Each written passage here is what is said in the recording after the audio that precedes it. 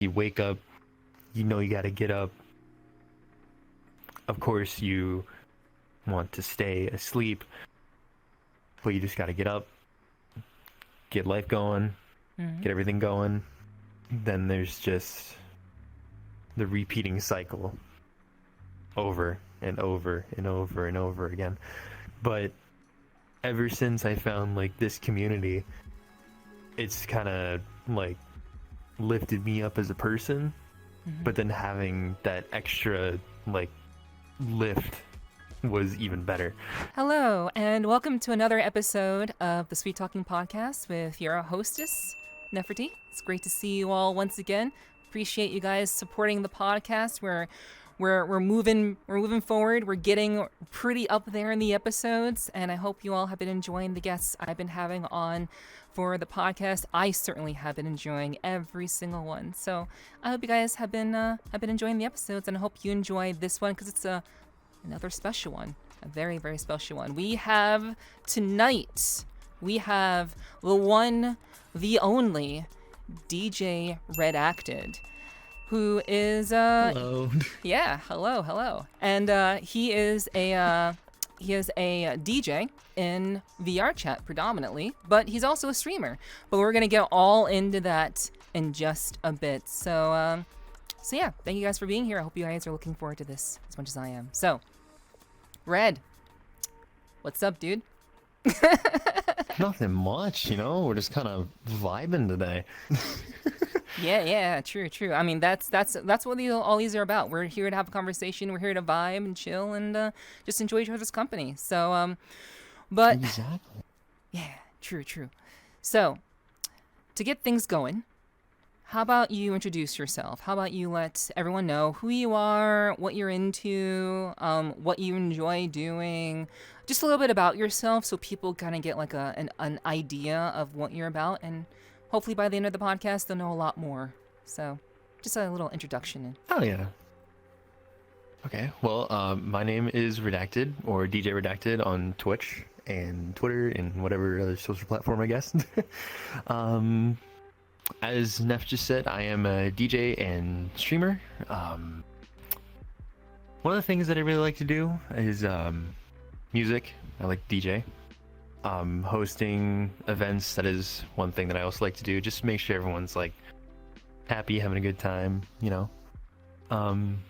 But yeah, mostly just DJing. That's all it's really been about so far for at least a little while. Yeah. So your focus is mainly on DJing. Do you do anything else in your spare time, like when you stream, or is it mainly just DJing? I have tried some gameplay and a little bit of VRChat streaming. I really want to get more predominantly into VRChat streaming because I like, you know, this character. It's like actually pretty great. Yeah. But yeah, mostly just gameplay, VRChat streaming. But once I get out of my parents' house, then I'll probably do more of that. Oh, okay. Is it like, so because of where you live now, you're not able to do as much gaming streaming, or do you mean you'll be able to do more DJing? Like gaming streaming, like VRChat streaming. DJing I'm like totally fine with because I'm just like mixing music. No one knows what's going on behind the scenes, so. Right. Oh, he has to just be, oh, because of background noise, is that what it is? Yeah, basically, you just like have someone walk in and it's just like saying, "Hey, your like real name," or like something else, and it's just like, "Oh, well, there goes my identity." Nice. Yeah, you're basically just like doxxed unexpectedly by someone you live with. Yeah. Mm-hmm. Yeah, like Literally. yeah, that can like that would be a bummer for anybody. So I totally understand that for sure. So like, let's just jump into it. So how long have you been on VRChat for? Like, actually start at VRChat and then we'll work into music. So how long have you been on VRChat for? VRChat, I think when I first started, I was, what is it? I think it was like 2020 or like 2019. And then I like took a couple years of a break, and then I just kind of came back. I went into a couple of Discords and I just started making friends, and I was like, we should give this another shot. So then I went from the normal stages. We have desktop, then quests, and now this. Oh, okay. Full body VR, I mean. Right. So you started basically on desktop and then moved into like to all the steps into getting to full body. Yeah. Yeah, basically. Okay. What would you say are the biggest differences between? Obviously, there's some obvious differences between being on desktop and being in full body, but as you kind of made your way through like being on desktop, then half body, then full body, how has your experience in VRChat changed? Has it become more immersive? Has it become a little bit more like, I guess, does it feel a little bit more real? But I'm gonna let you answer. So, are there any differences that you can kind of point out that has made it better or worse for you? Oh yeah, there's a definite difference for like experience-wise. Like immersion, everyone loves that word nowadays, but like it's tenfold from just being in a chair staring at a screen. Like way crazier. It definitely has made things a lot more like real, I guess, to a certain degree. Because I mean, you can still do like things that you can't do IRL and everything like that. But other than that, yeah, there was a definite like, I guess, culture shock to coming from that to the other stage and then this stage. Okay, gotcha. And when you say it makes it feel more real, can you go into more detail about that? Yeah. Basically, you feel more included, like you're more inclusive into like the VR, like the virtual world, I guess. That's what I'm trying to say. But yeah, it's basically just feels more real, more inclusive. Like you get to, like, instead of just like looking through a screen and being like, oh, hello to a friend, you can actually go up to like hug them or give them a high five or just like pat their head. Yeah. So you would say it feels a little bit more like real life without the real life part. Yeah, basically. Yeah. There's definitely, I've definitely found when I've talked to many people about having full body and such, it seems that there's just like, it feels like more as though you're here, as opposed to like being solely like restricted to like using your hands. You can just kind of like do certain things and move certain ways, and it actually feels like you're here. So like, I guess psychologically speaking, is it just like I would say it's a more visceral experience from what I've heard. I'm not full body yet, so, but it just feels like you're just more grounded here than you would be like in half body, and of course, than on desktop. Way more for sure. You're definitely more grounded. You can just like, as you said, like move certain ways. Like you can like full on dance instead of just like doing like half body jigging. But like it's insane for real. It definitely makes you feel more grounded in the virtual space. Yeah. I definitely would agree with that. And I would agree with that more if I had full body. But hopefully sometime soon I'll get there. I'll find my way. You got it. I believe in you. Yeah. So how about let's talk about your name. How did you land on the name RED4CTED? Obviously the DJ is obvious, but how did you land on RED4CTED? Honestly, like there were like a bunch of variations of my name beforehand. Like there was like one version when I was like different stages of life, I guess. Like I think my first one ever was like Y5R4 or something, because I tried every single other name combination that I can think of, and I was just like, you know what, screw it, we're just gonna type in some random letters. Came up as good, and I was like, screw it, we're taking it. So I had that one, then I had like a couple of others that were equally as cringy, but then honestly I started getting into more analog horror, or just like getting into SCP files, stuff like that. And I was like, just having like an ominous name of just like something that's unknown would be great. And also at the time I was like really into Ready Player One, so I wanted to use elite spelling, so I did redacted, but the A is a 4. Right. With the underscores to make it seem like more official in a document, I guess. I have no idea. Yeah. I totally get what you mean. I get what you mean. But for people who may not be familiar, can you explain a little bit more about the analog horror and like the SCP stuff? I'm familiar with it, but maybe others may not be. So can you share a little bit about why that you're interested in that? For me personally, I'm not a horror person, which is ironic. Really? But no, yeah, seriously, I'm not. I am scaredy cat when it comes to that shit. But I will say, the one genre that speaks to me a lot is analog horror, because I'm kind of fascinated with like the early 2000s, like late 90s, early 2000s. So right then, like we were just getting into like the discs and right out of like the VCR stage. And it's always been like fascinating to me, like found footage. So that's kind of like what analog horror is. One version is just like found footage that like you would get, like the cursed tape or whatever from like Ring. I think it's Ring. Yeah, it is Ring. But yeah, I don't know why, it's just pretty entertaining. Because now there's like a whole subgenre where you have like the Mandela catalog, like the FNAF, like security tapes, to where like there's instructional videos that just turn horrendous.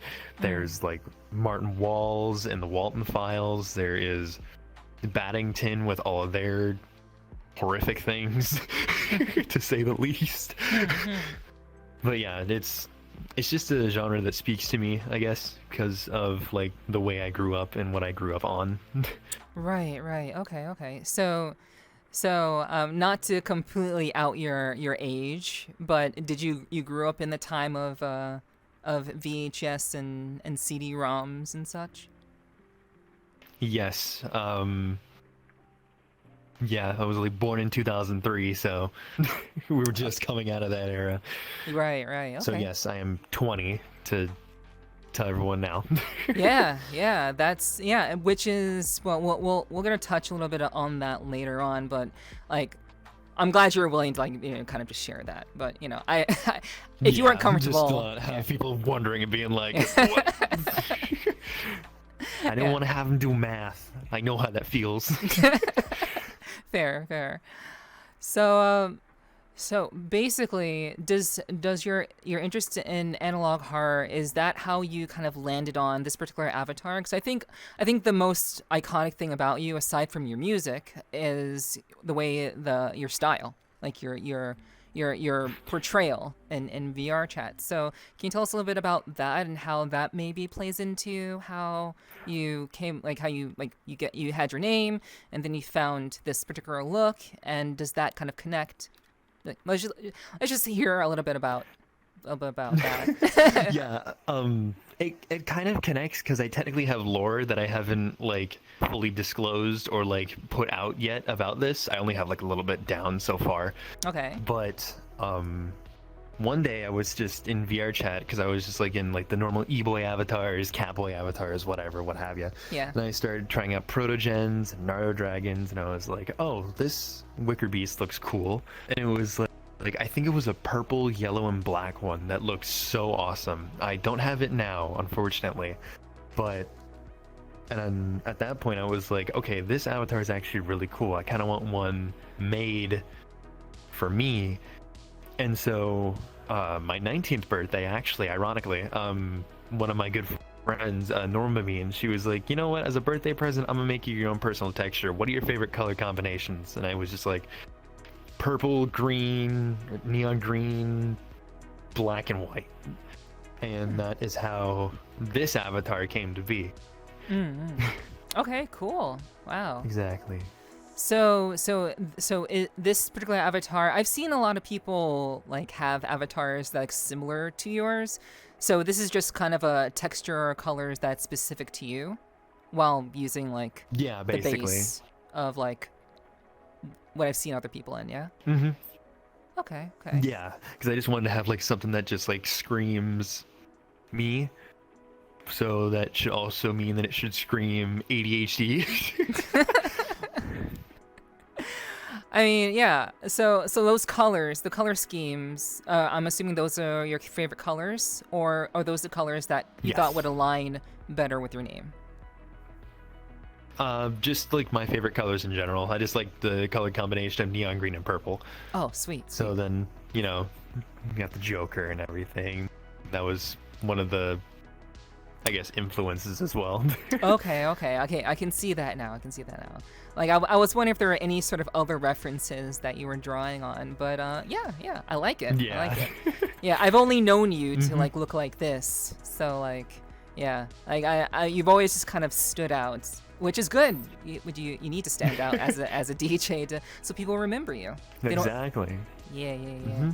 And like I've seen your other form, which is like, that's fucking ominous as fuck. Oh my gosh. I took pictures of that of like your black and red form. Like that's crazy. Like I don't want you to like change into that, but like oh yeah. But wow.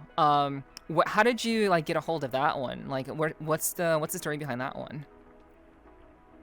That one, honestly, like one of my friends, Rise, was just like sending me like tweets of like this like robotic Wickerbeast in the works, and I was like, I want that. So I got it, and then eventually I didn't know really what to do with it. So I was kind of like, oh, we're just gonna like have this in our inventory, maybe like give it a texture rework so I can get like joints to glow my colors, or like maybe have like different color eyes or something. But then I think this was just right at the time that I went to Lights All Night. So I heard like Excision play and a bunch of other people, and then I just heard him play Decimate live with like the visuals of like this robotic just like T-Rex just crashing through trees and just like going all out. So I was like, you know what? I think I want to try something in my next set. So that's kind of where he kind of falls into play now. It's just kind of like a mute robotic me. Yeah.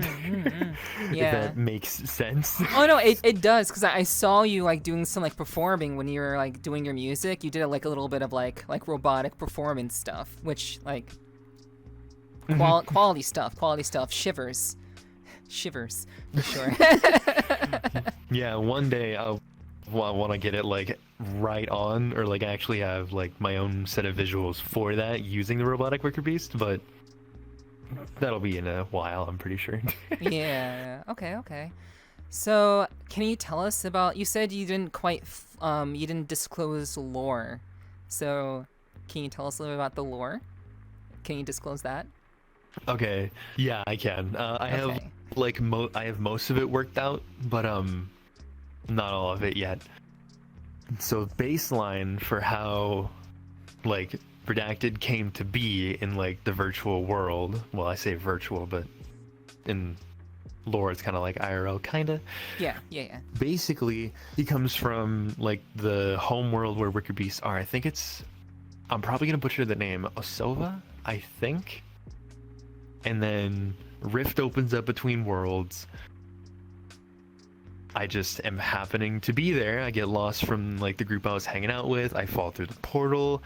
The portal closes. I'm stuck here in this dimension. Yeah. But ironically, I was at a rave. The portal opened up near a rave. So I just kind of went to go see what was up. I was just hanging out. Everyone was like, oh, nice costume, thinking this is a costume, but it's not. It's real. And so then after that, I just decided, like, you know what, this is actually hella cool. I think I'm just gonna do music now. Yeah. You're stuck here, might as well make the most of it. Like, this is people seem to like this sort of thing. So, but exactly. Did you know, like, did you're in the world, did people speak English there? Or was it a different language? It was kind of a different language, you'd have like your normal like growls and everything of just like normal Wickerbeast speech, I guess. But then came over here and you just kind of pick up one thing after another, and bam, you know a language. Yeah. Okay, cool. So Wickerbeasts are very swift on the learning side of things, because like you learn English and you learn how to make good ass music. So hey, that's pretty good. Yeah, you know, we do a little thinking every now and again. Yeah. So can you actually explain a little bit about like what are Wickerbeasts, and like I guess if you know any origin, well obviously I would assume you know the origins, but like can you explain a little bit about what they are, because I've never actually heard the term before, so I'm just curious. They're kind of actually a one-off species. The funny thing is that like a lot of people have made like hybrids of like maybe hyena and Wickerbeast, or like Wickerbeast shark or whatever. The funny thing is that technically speaking, from the creator, that's not supposed to be possible, and that they're not actual like, you know, supposed to be crossed with those. So it's not a canon OC, I guess, but everyone doesn't care. But yeah, basically like they're just a one-off species of just, I don't know what to call it really. I mean, I think maybe they hail from dragons just a little bit, I can see that. Everything else is just fluff. Yeah. There's fur, but there's some dragon features. Yeah, like dragon elements. You got the teeth, you know, you got the horns, the claws, and yeah. Cool. All right, so let's get into the music. Let's get into the music.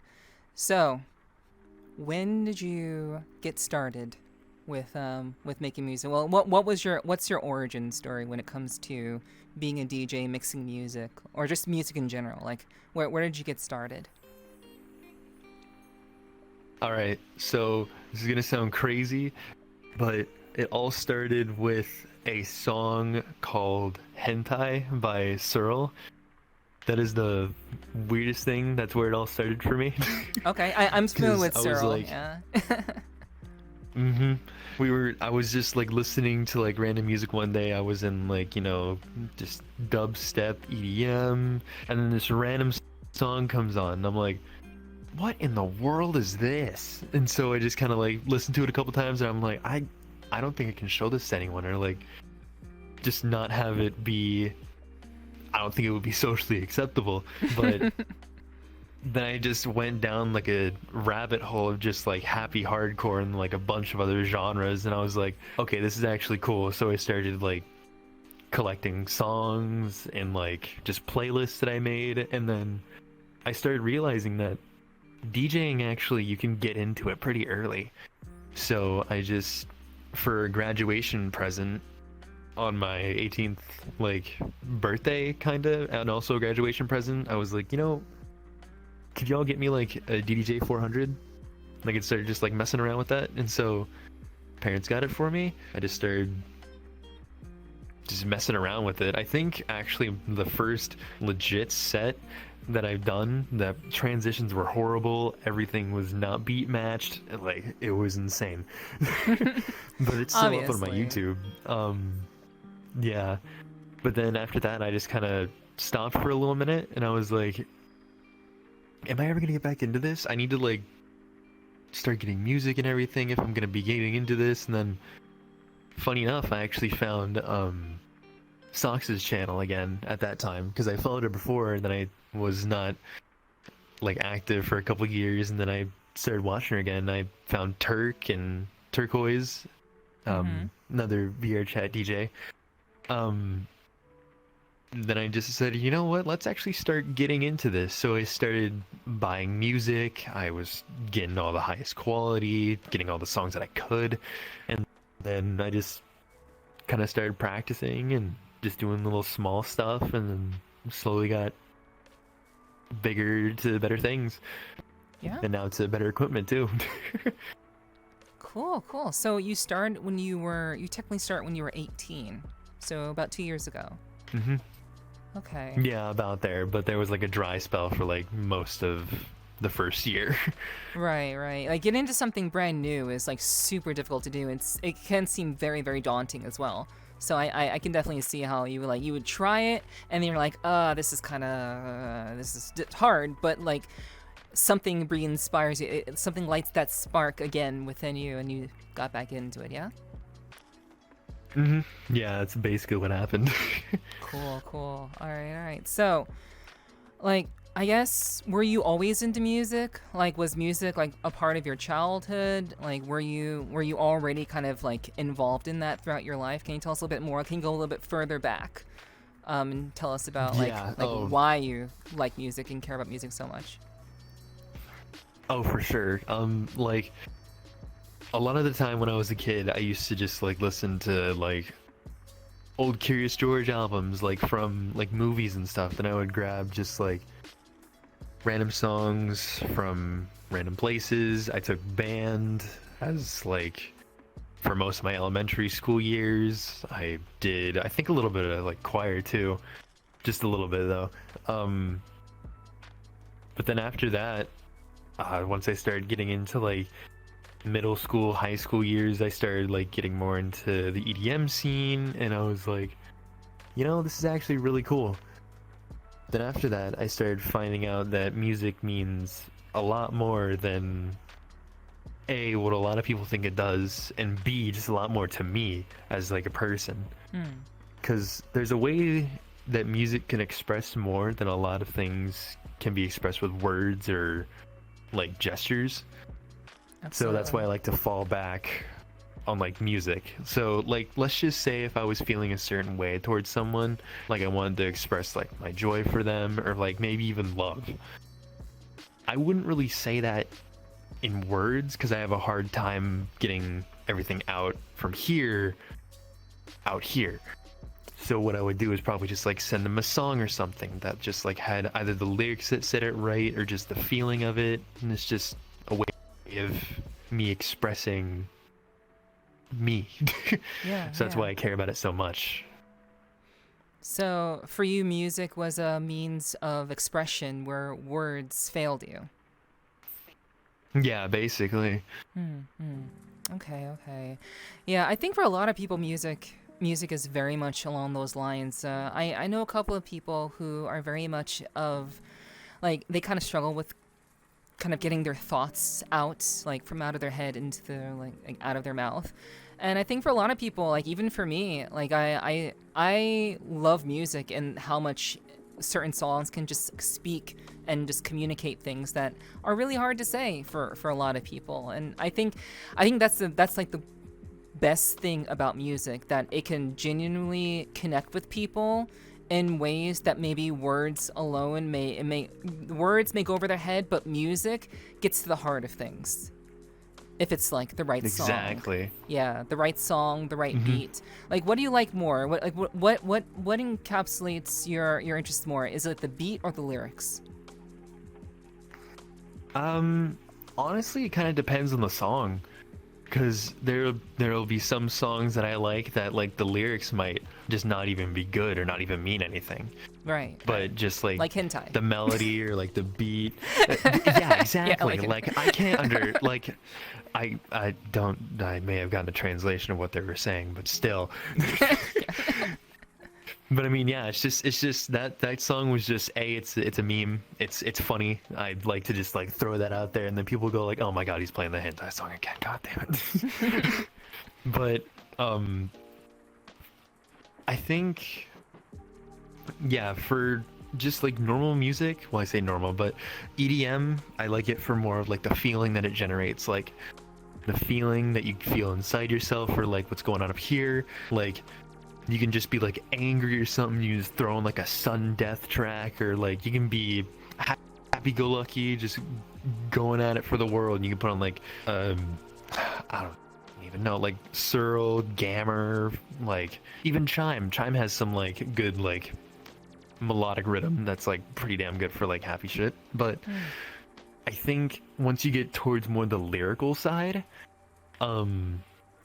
the one person that stands out in my mind for like more that I relate to the lyrics a lot is a rapper called NF. Like, I've literally listened to, I think, 4 of his albums nonstop for like years now. Because just like I relate to the lyrics a lot. Just like it just speaks about me from like what's happened in the past, and yeah. Yeah. Okay. So yeah, it just depends on the moment, depends on the mood. Yeah. Okay. Yeah, basically. Gotcha. So when I've noticed when I've gone to your sets, because like for people who don't know, I haven't gone to like every Red set, but I've gone to a number of them. So I've heard you DJ, I've heard the kinds of music that you like to mix, and like the journeys that you go on. I like to call it like a journey. Like a DJing is like a journey. You're starting one place and you're ending someplace like where you didn't expect. Like how much of that is planned? How much of your set is like an actual like journey that you don't even know where you're going, and how much of it is planned ahead of time? If it's a really important set, or if it's like something that is just like needs to be planned or needs to be pre-recorded, that is the only time that I'll actually like plan out a set. Only time. Every Saturave has been off the cuff. That's why like I repeat a lot of songs, and I've been trying to get out of doing that, but I mean it's just like the songs that I know, and then that just like feels right in the moment. But the funny thing is that they're so off the cuff, and my like setup is so janky, I can't even hear the next song as it's like coming in. Wait, what? What? You guys are hearing? Really? Yes, it's weird. Huh. Like I have to rely off the waveforms that I'm seeing and just my memory of what the song sounds like. Wow. So literally, I could be mixing from like one track to another. I'll have, like I said, I'm hearing exactly what you guys are hearing. I'll have the other track playing on blast. I'll have the other one just kind of sitting there, maybe scrolling along with it, and I'll like have to remember what it sounds like. I'm just like, okay, this is what this sounds like. This is a good part. Maybe I'll just like chop it in there, just something like that. But then there are also like the waveforms to help you out, so you can see like when beats come in, when like there's vocal points, or like when you can like just chop something in as well. But a lot of the doubles that I've done that's why you'll see me go crazy whenever I do like a good double, because I'll be like, I did not know that was gonna work, but it's working. Oh my god. So you're literally just as surprised as everyone else, and like you feel the emotion that everyone else is feeling. Like literally, yes. That's crazy. Holy shit. That's actually I'm like, hoping to fix that soon, so I can actually like start hearing the music before I play it, so I can actually mix better. But other than that, yeah, I'm just kind of stuck right now. Yeah, I mean, but that's still crazy impressive that like you're not like I would think that most people would think that you can hear the song that you're bringing in, and you're timing it for a certain point, which is why you're like I've heard people in the audience be like, oh, that transition was so good, but you literally are just going based on what you remember the song as. Holy shit, that's super. That's super from what skilled. I remember. That's why I like to. So that's why sometimes you'll see me like in Discord VCs just like going through my record box. I'm like literally just I'll play a snippet of the song so I can remember what it sounds like and put it to the name.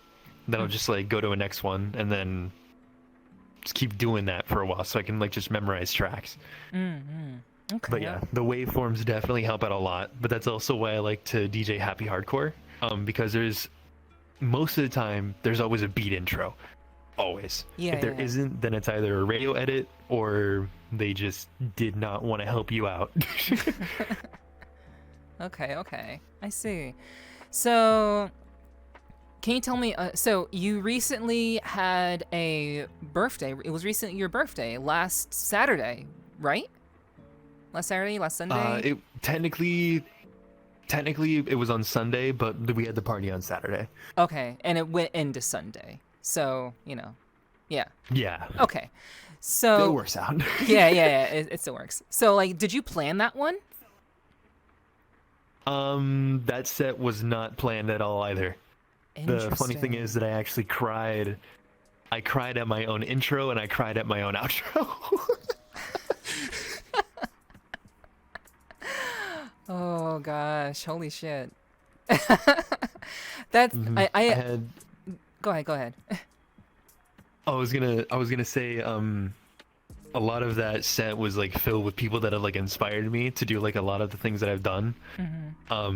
That's why I started off with Odessa and a lot of Porter Robinson and like a lot of classic like EDM tracks that I like remember. That's also why I ended it off with Porter Robinson as well. yeah, like when you ended on Porter Robinson, like I love Porter Robinson like a lot. So like I feel that like just like it's just that's an easy emotional beat to hit, and like you nailed it. I love that. That was really, really good. Yeah. Holy shit. Yeah, wow. Hell yeah, thank you. Yeah, I really, really, really enjoyed being there. And yeah, like I've like, not to make this about me, but I have a pretty good ear for things. Like I enjoy music. I've come from a musical family also, but like I don't really do anything musical related. So I'm always super impressed by people who can just kind of like flow into songs, and like you do it based on the waveforms. Like I understand the idea of reading waveforms and everything, which is again the fact that you do it while mixing, while doing it live. That must have like scared you like the first few times you did that, huh? That's actually I used to plan like a lot of them.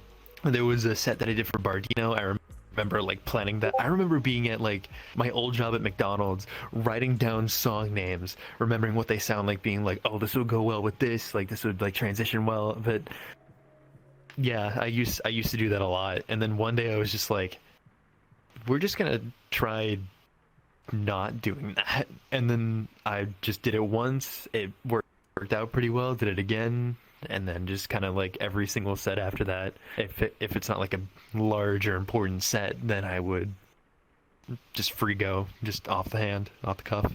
Wow. Okay. So, I did want to talk to you a little bit about. I wanted to talk to you a little bit more about your birthday set. That particular one. That featured a lot of music that I'm not used to hearing from you. I'm assuming that was deliberate. Yes. Okay. It definitely was. I wanted to kind of go back to my roots and do more of an EDM, like dubstep, like set. Because I've been trying to get into that because I know people don't want to keep hearing like happy hardcore every single Saturday and just like have the same genre over and over and over again. So it was like, you know what? Let's just start grabbing like a bunch of rhythm, like dubstep, and just random songs that I remember liking and just like getting along with. That's why I've been doing a lot of bass house as well, because it's just fun to me, and it's also like I'm gonna say a slower happy hardcore, but I mean it's not really. Okay. Yeah, like I definitely noticed that it was a different style of music that you were doing, and like it was good. Like I had a great time. I loved the set. But it was just like, wow, I'm like, wow, like I'm so used to Red doing more of like the happy hardcore stuff, and like you do that stuff really, really well. But I respect that you don't want to limit yourself. Like you want to. I would imagine you want to keep evolving. So, I guess how do you view the process of evolving your skills as a DJ? How do you kind of understand that, and what do you do to kind of execute that like on every Saturave or any other set that you're doing? A lot of the times, I know that like a lot of people will think like the mix is pretty good when I just kind of go for it. So what I do is like I'll like experiment a lot during like Saturdays. So that's why you'll hear me do like let's just say I'm not having like for me personally, I'm not having like a good set that day, like from what I know that I'm not having a good set, Yeah. I'll like do a little bit of like practice in a different genre. It's not going so well, so I'll like speed it up into like the normal stuff that I know. But for the stages, it's just kind of like getting the music, understanding the music, practicing with the music, and then just doing it live. Then just keep doing that, just practicing it. Interesting. It sounds very similar to what comedians do. They come up with jokes. They write them down, and then they go to a random bar or whatever. They test them out with the people. They see how people react to them, and then they get rid of the ones that weren't working, and then they keep the stuff that was working and that works consistently. Would you say it's very similar to that? Kinda, but we don't, or at least I don't, get rid of songs. If, like, I mean, everyone's gonna have their thing, and you're playing for a crowd, you're not playing for one specific person. So, like, let's just say that some people don't like if I was playing a boss fight, let's just say like half of them don't like the song, or like half of them do. What I would do is just like try and see if I can find a more better, like, innovative way to like use that song, or like mix it in or double it with something to make the other people either A, like it, or just B, think it's a good transition. And when you mix in the fact that you're still like you're doing these transitions essentially blind, and you're still trying to like, oh, I want to do this, I want to try to make them feel this, while also doing it blind, that's some serious gymnastics, which is I would argue that that's why I think people who didn't know this about you are gonna appreciate your skills even more, because like you're 20 years old and you're doing all these sick ass sets essentially blind. So imagine what you can do if you could actually like, hear everything and could like understand like what you're doing from song to song. Like you're already killing it. So I think a lot of people are gonna have a lot more respect for you, even more so now than ever before. Just being able to like hear the song beforehand, and also maybe even plan out a set. Yeah. For sure. How do you judge when people enjoy what you do? Like how do you said like you want to know if people like a certain song, or you'll maybe improve it, like we'll try to improve it with a certain transition to another song. How do you judge when a crowd, whether a crowd likes what you're doing or doesn't like what you're doing? Like, because obviously I imagine you have every voice is muted when you're doing your sets. I would imagine so. Yeah. That'd be crazy if you didn't do that. So how do you discern that? A lot of the time I'll just kind of like, whenever I go into like a build-up or something, I'll kind of like look around the room, maybe just like a little bit, and then I'll just like see where everyone's at, like their current mood. And then once like I hit a drop, or maybe even like a double or something, I'll kind of look around, and if I see whoever's dancing or whoever comes up to the front and it just starts like going crazy, then hey, that's a good sign.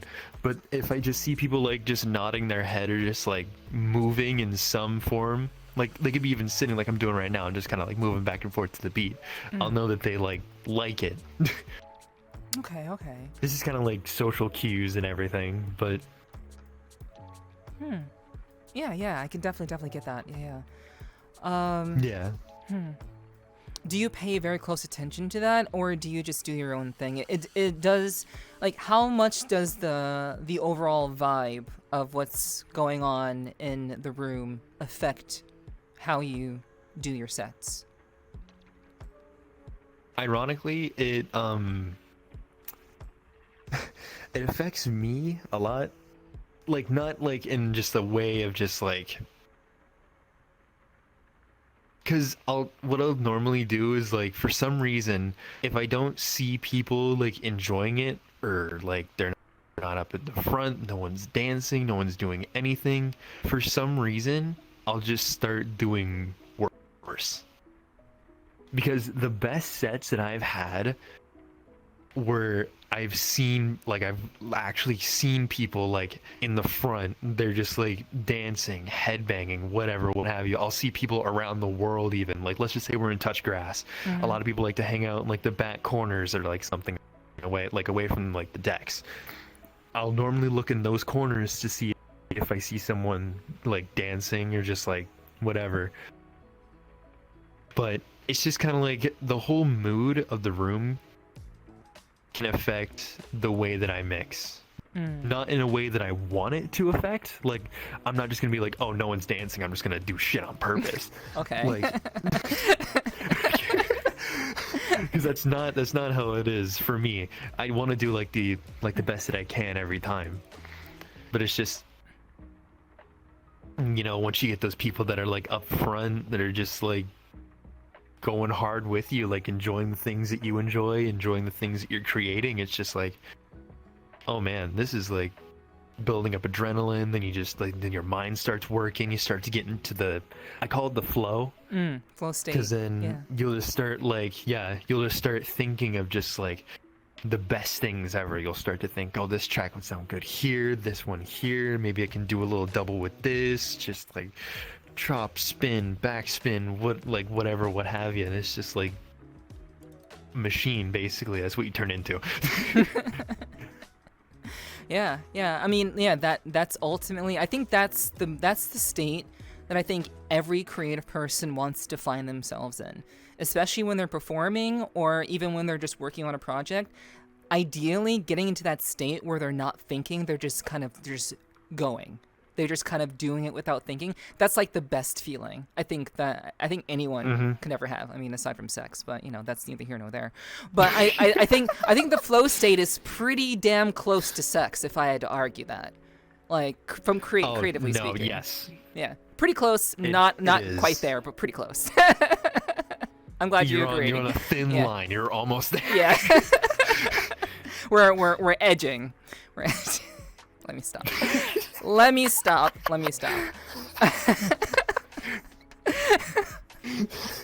Well said. Hey, I try. But, you know. I'm glad we're on the same page. I love that. So, how do you understand the idea of, like, you know, just kind of waking up like a robot? Like, how did that feel for you? What was that like for you during that period of time? And how long was it, if you don't mind sharing? It didn't feel good.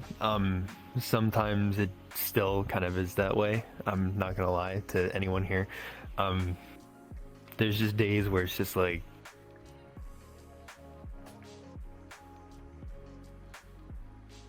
I'm gonna say this without actually saying what I mean. Okay. There's some days where you just want to stay asleep. Gotcha. But then you just wake up because you know you have to. You know that there's people depending on you as a person. You want to make sure that you're there for them so they don't have others that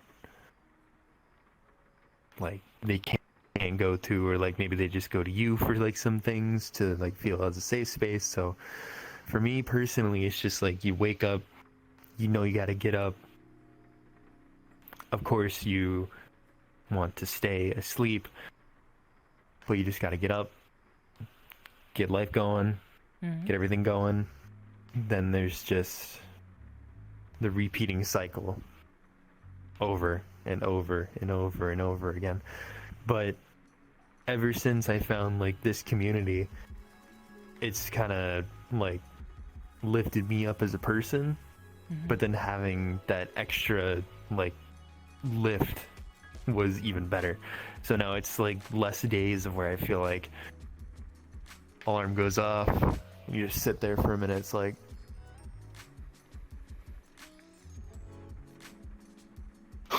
you know. yeah, damn, I gotta do it again. Basically. Yeah. But yeah, there are definitely like darker times for myself personally that were to be had way before, because before, I'm gonna go off on a tangent here for a second, but before I had to like I was living in my dad's house. Me, my stepmom, and him were just constantly butting heads about just like stuff that like needed to be done, things that I was doing that is just,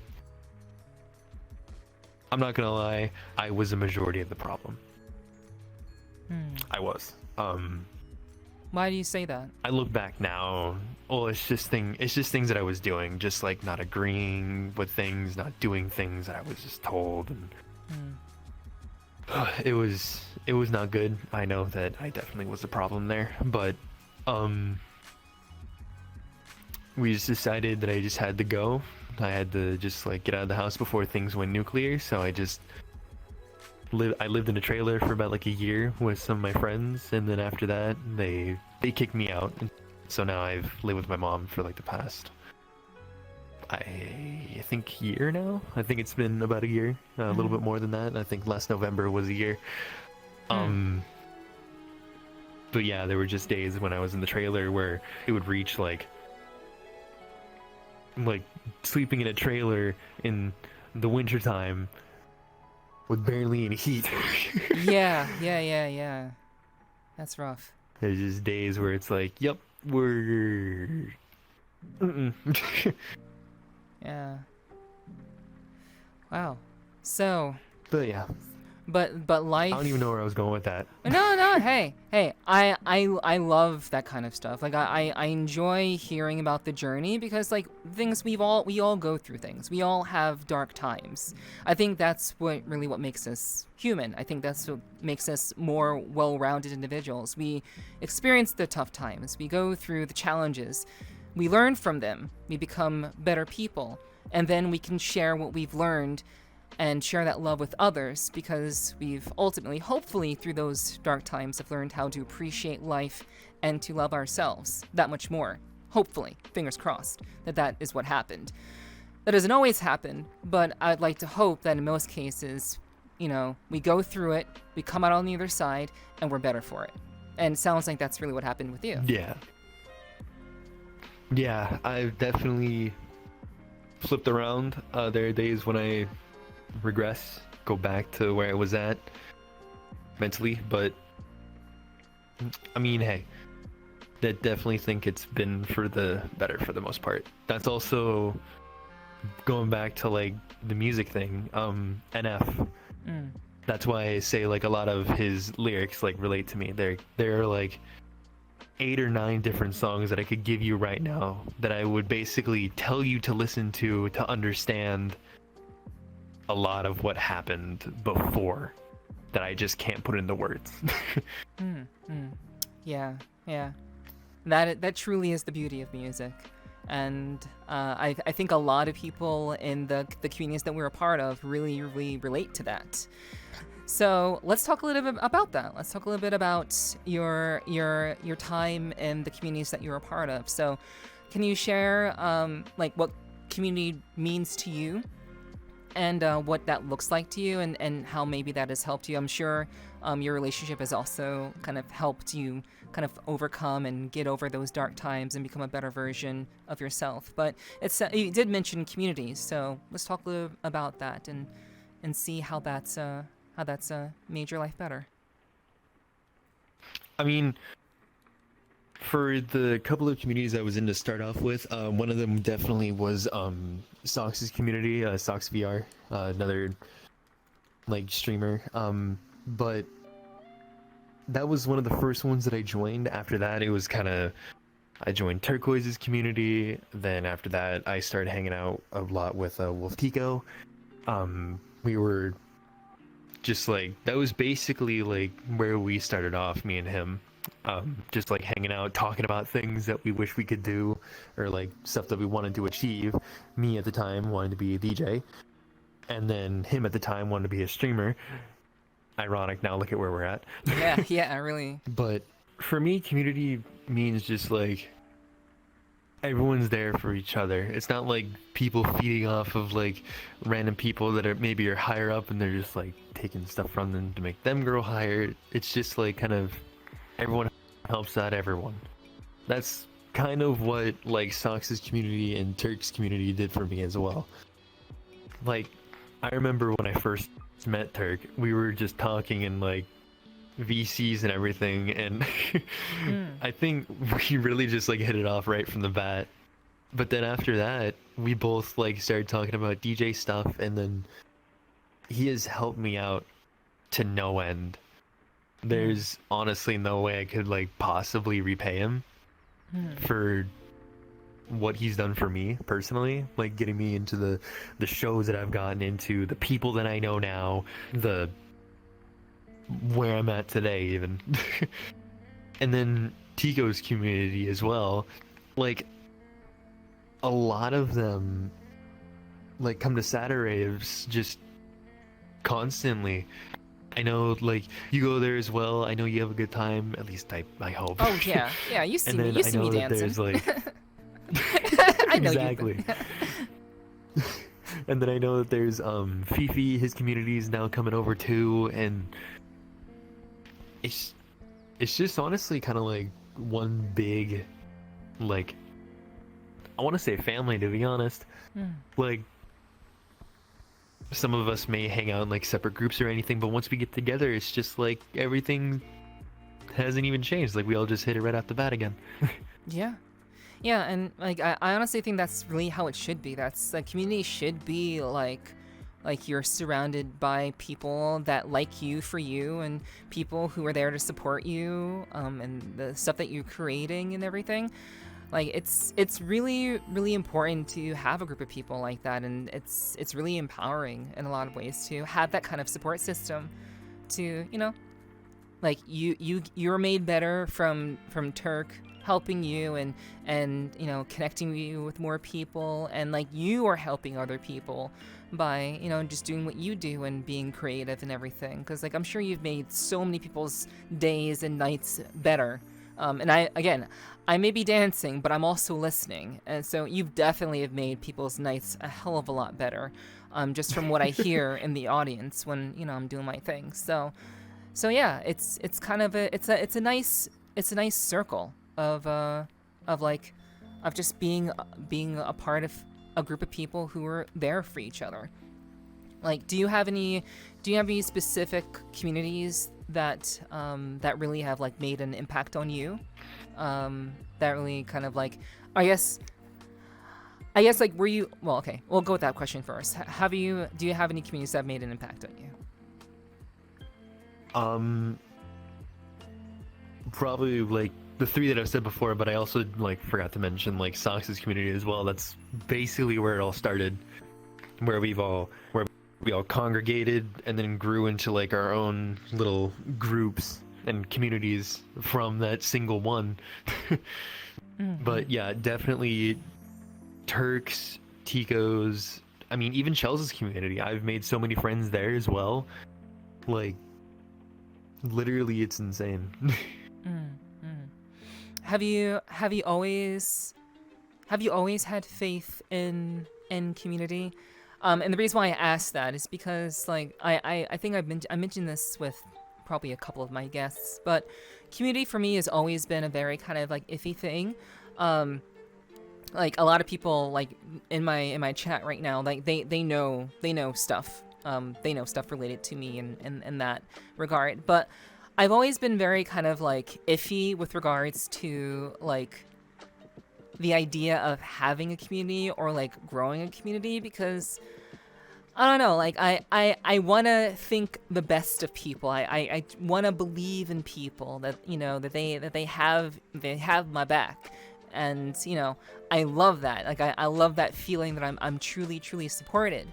But like, you know, everyone has their own lives to lead, and people may be part of various communities. So like has the prospect of being involved in a community, like maybe like, has that been iffy for you, or have you always just had faith in community? Most of the time I have. There have been some times where it's just like, okay, no, this is not good. I'm not down with it. But most of the time, yeah, it's kind of like I have faith in this community. I think it's a good place. And then most of the time it turns out to be, there have been a couple of bad apples, but you know. Yeah, I mean, that goes without saying with any community. Like, there's definitely going to be people that just that shouldn't be there, and they're trying to sow like discord to make a pun. But yeah, they're there for bad reasons. They're not there to really support the community. And yeah, I completely agree with you. Like, there have been some wonderful communities that I have joined and been a part of. Some of them you and I are both a part of, and it's just been really awesome. It's been really awesome to see how so many of them have connected in lieu of just you being a sick ass DJ. Like, that's kind of like where you really see it. Like, you see it like all the people from various communities coming together just to hang out and chill with you. And that I have enjoyed observing that and seeing, like, I would imagine it makes you really, really happy to to see that yourself. Oh yeah, for sure. It's always a good time when I see like just people hanging out, having a good time. Like, they may not be dancing or like anything like that, but they're just having a good time, being able to hang out with one another. That's one of the reasons why I kind of started the Saturdays that I do every Saturday. Because I mean, it gives people a place to hang out away from, like, sometimes people don't want to go to larger events, or like sometimes they don't want to go to a shelter or like anything of the sort, and they just want to hang out with friends. That's kind of what I wanted to do. Just give them a place to hang out, talk, do whatever. Yeah. I can definitely see that in what you're doing. And speaking of Saturave and how you've been doing those for a couple of months now, I want to talk to you. Well, before I get into that, I do want to ask you one. I want to double back real quickly to your music that you've composed. Like, I know you're a DJ, but I believe you've composed some songs. Is that correct? Remixes, yes. Okay. Nothing original as of yet. I want to start getting into original music though. I just need to learn sound design. Okay. Gotcha. Which makes sense. I think most producers, like, well, instead of saying composers, we'll say producers in this case. I would say that most people involved in that start off with remixes, and then they either get known for their remixes, and then they go into their original stuff. I think that's pretty common. From what I know, yeah. Yeah. That from what I've observed, it seems like that's the case. But yeah, cool. So, do you have intentions of getting into producing your own stuff? Is that like in the pipeline? Eventually I do. Next, like this year, I'm kind of focused on just like doing remixes and stuff. I think, because I checked it today, the automatic upload thing for my remix EP kind of broke. So it was supposed to go up on Saturday and it hasn't went up. So I'm probably like gonna release that either probably this Saturday or this Friday, because that never went up. But yeah, eventually this year I kind of want to focus on playing like an actual like real venue or like a real club somewhere. And then after that, probably in like 2024, really start doubling down on like getting my first like single out that was made by me.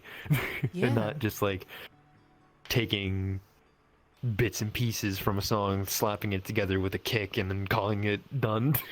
Yeah.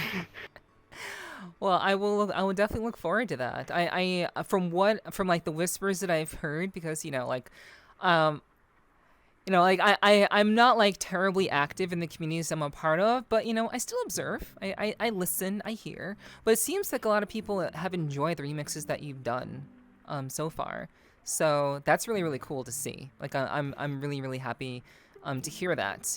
Just from what I know about you, you're very, very passionate, and for people to enjoy what you're already making is, pretty cool. Pretty damn cool. You did the what the song that you remixed? Was it the I think it's known like the Ooh song that you remixed? Was it that? Wasn't it that? That was one of them. Yes. Okay. If you go on Tico's thing, I made like the original version that I made. I was just like, oh, he wants me to make a remix of this. Let me just do a hard style kick, but at happy hardcore tempos. But then the second version, I wanted to kind of, because I know Tico hates the song. I wanted to make him hate it even more. So instead of using like hard style kicks, I made it actually pretty legitimate. So even if I wanted to, I could use it in like my own mixes or anything if I ever go to like 200 BPM. But I made the track, I think 230 BPM. So it's gonna be fast. And then I slapped for the intro, there is a more like hardcore kick, and there's the original Ooh song, so you have like the full like X3 nuzzles pounces on you, whatever. Like then you have the build up to it, then you have the first part of the initial drop, but then to make it even more annoying, I just slapped a peep kick loop at the end of it. A peep kick basically is something that just screeches. That's literally all it does. Okay. That sounds interesting. Just to make it even more annoying. I just threw that on there, and just then I put the outro on it, slapped it together, and I was like, hey Tico, I have something for you. Here's a gift from my people. And he was like, no, I don't want to listen to this, man. I'm like, you're gonna want to listen to it. On stream, preferably. Yeah, and he did, and it was like he hated it just as much as the other one. I felt completed. Nice. But yeah, a lot of people do like that one. But I also did there's actually some newer versions of like older remixes that I did, like Dookie on My Shoe from Miles. That one's been redone for the remix EP. I actually did one for Feel So Close by Calvin Harris. I made a remix of that. That's going to be on the remix EP that hasn't been released yet. I'm going to do that on Saturday. Remember to do that. But the one that I have out right now that is the one that I put heart and soul into, that I really wanted to sound good, was my Years of War remix from Porter Robinson. Ironically, for Porter Robinson, Years of War is his hated, like, he hates that song the most. Why? Because in the studio for him, it just did not sound right to him constantly. From what I read in articles and from what I've heard, like it just didn't sound right in the studio. He just couldn't get what was in here out into like the DAW. And there was a way that he wanted to end it too, and it just didn't work out. So that's why he did like the little piano synth kind of like trailing off. I mean, it's a perfect ending, but apparently he didn't like it. So, and it's one of my favorite songs, so I just said, you know what? Let's try it out. So I put the bass line, the bass of the mix together, and then Turk helped me a lot. I wanted to like do like a collaborative remix with him because he did like a shit ton to it. He did a lot of like layering and effects and the mastering even. Like definitely helped out a lot on that. And then put it out there, and there it is. Yeah, that sounds great. I will. Is there? Well, I'll ask you this at the end of the podcast. But yeah, that sounds really awesome. I look forward to hearing those. Like I've heard your remixes on various streams. So yeah, that's I love that people are enjoying what you're doing, and I'm excited to hear more for sure. But speaking of, like all the collaborations that you are interested in doing, and how community has really kind of like been a big part of like how you've kind of grown and become known. Let's talk a little bit about streaming. specifically, because we've talked a lot about your music and your sets, but you're also technically a streamer. So so if I remember correctly, I believe you made your Twitch account is relatively old. It's relatively old. I don't remember the date specifically, but I do remember that you started streaming in 2020, like January 2020, January 5th, 2020 specifically, was your first stream.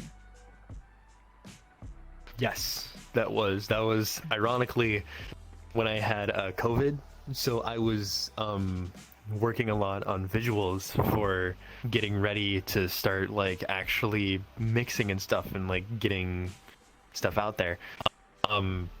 That was when I was just working in Magic Music Visualizer and like doing test streams for just like seeing how hard I could push the bandwidth for like what I'm running right now. Right. So it wasn't. Yeah, those are the first ones.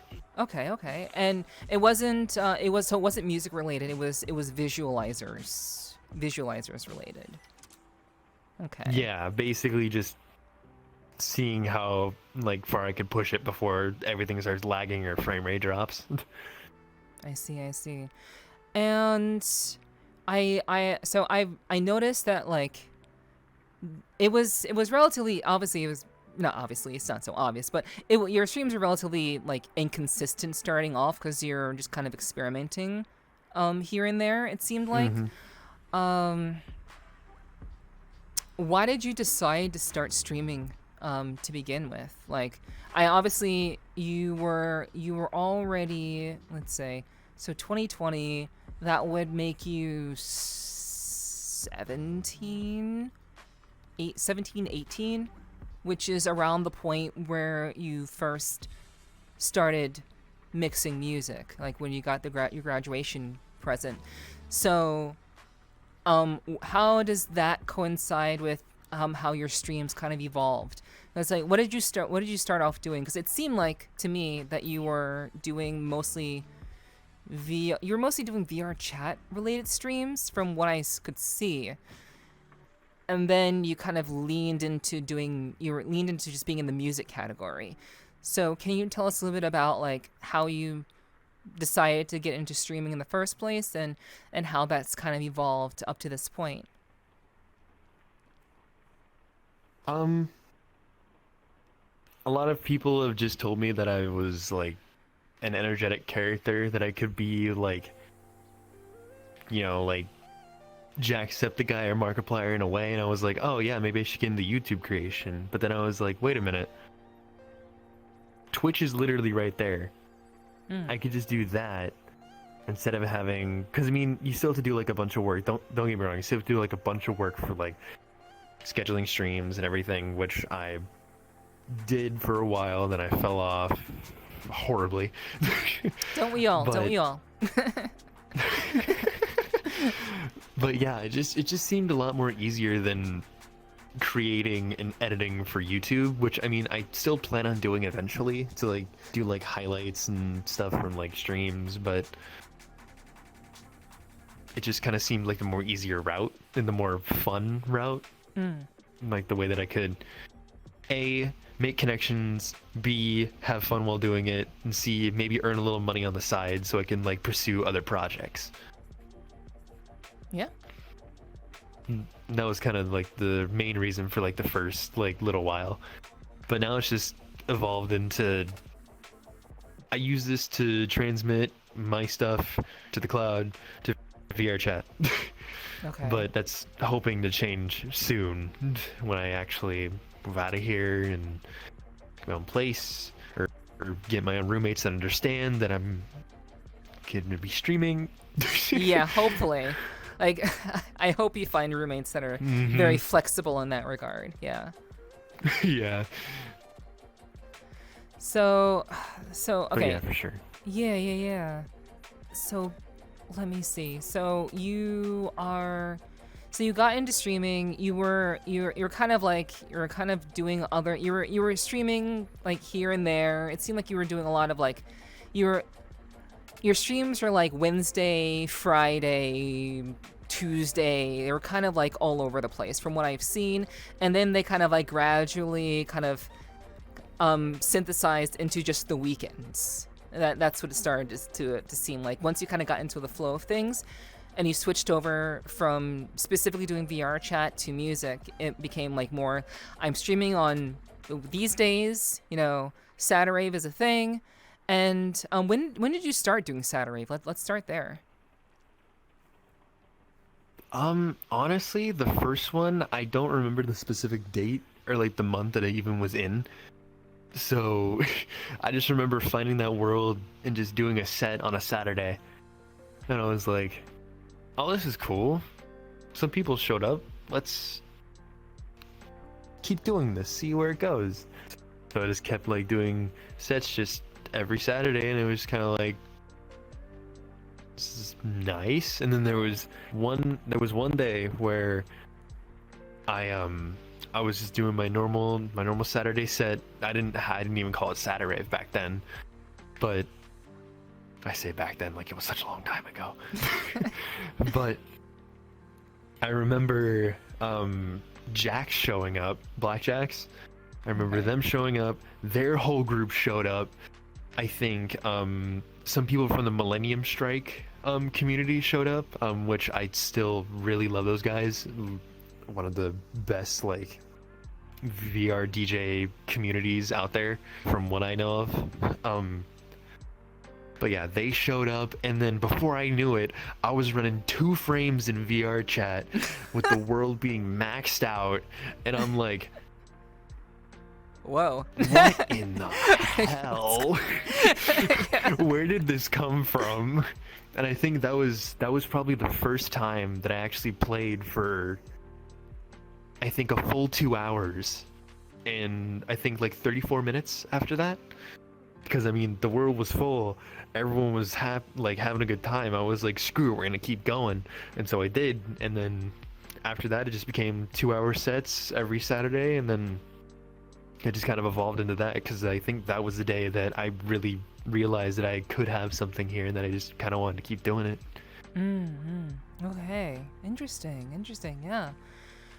I would imagine that would inspire anyone to want to keep doing it if that many people showed up. Like, obviously people are enjoying themselves, they're enjoying what you do, and that's pretty damn awesome.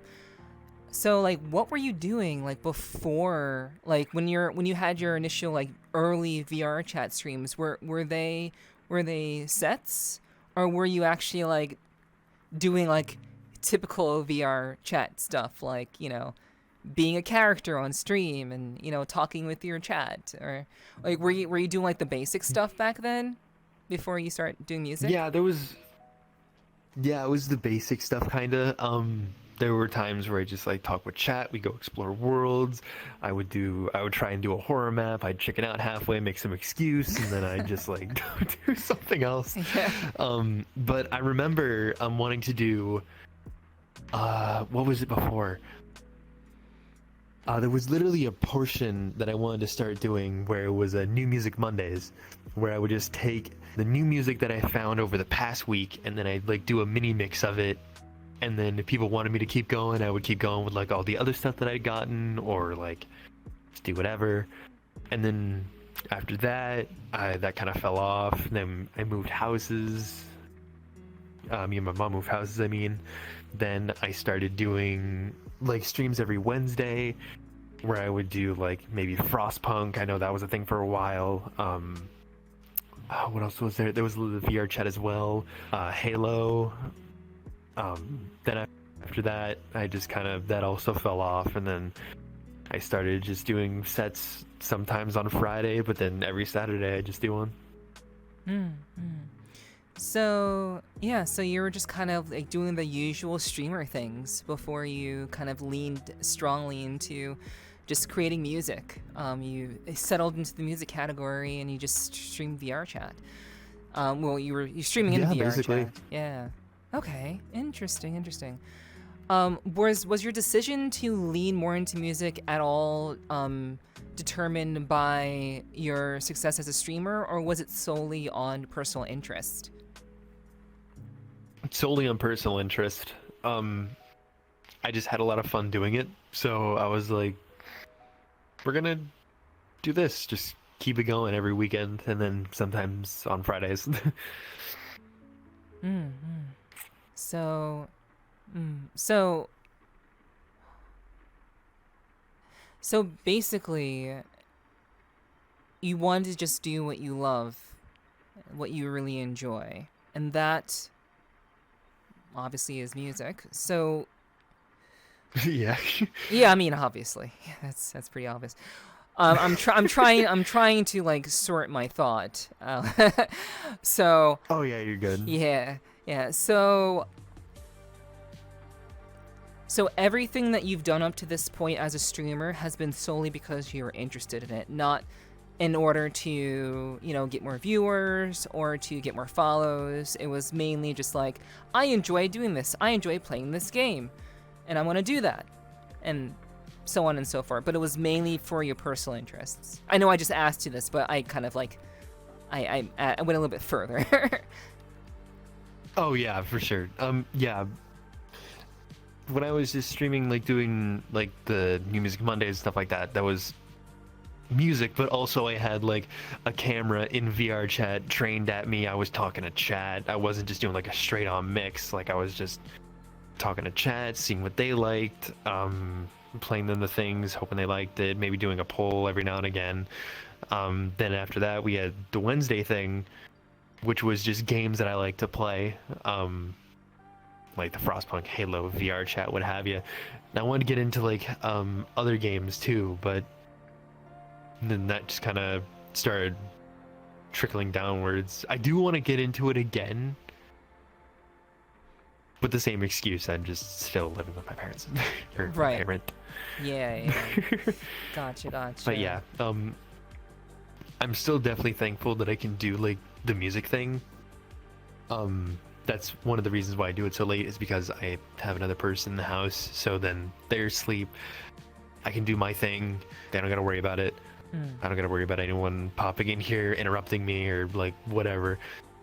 But yeah, basically like what I like, I will probably stream to an extent, but yes.